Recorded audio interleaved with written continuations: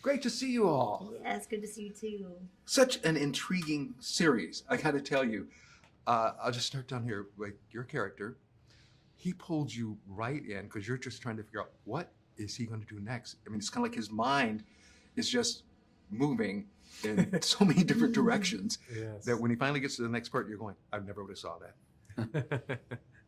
What was that like, just playing that type of character for you? It was fascinating, really. Yeah, I think what's interesting about it is that you see somebody's thought process. You definitely go into a very thorough thought process, and I think the TV series sort of teaches you how to watch it. It becomes sort of quite kind of mesmeric in some ways.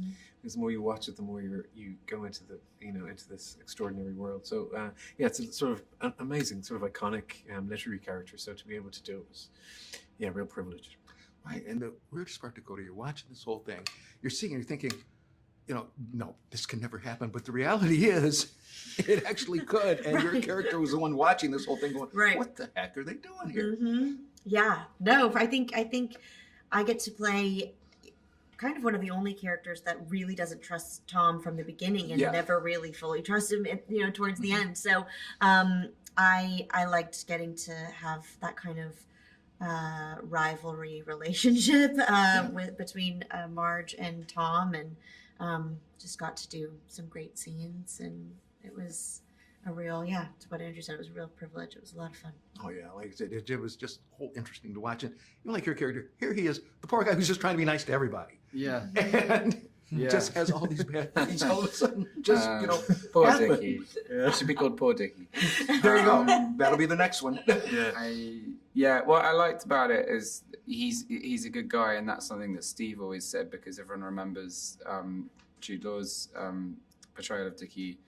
And actually, when you go back to the book, there's several structural things and tonal things that are very different, and there isn't the moral ambiguity around him that there is in the movie. He's having an affair and this stuff, and he's a complicated guy, and Steve was like, no, he's just a nice guy, and so there's a tenderness between him and Tom that you can understand when they're in the scenes together.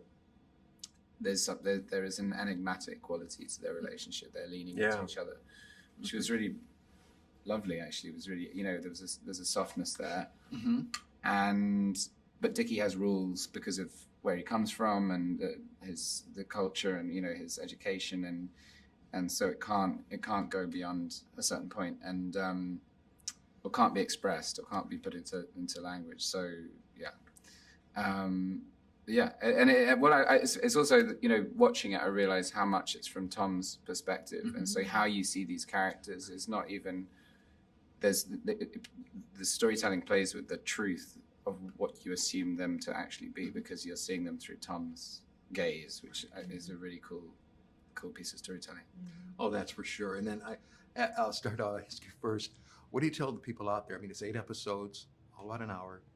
You're going to want to watch the whole thing in one sitting.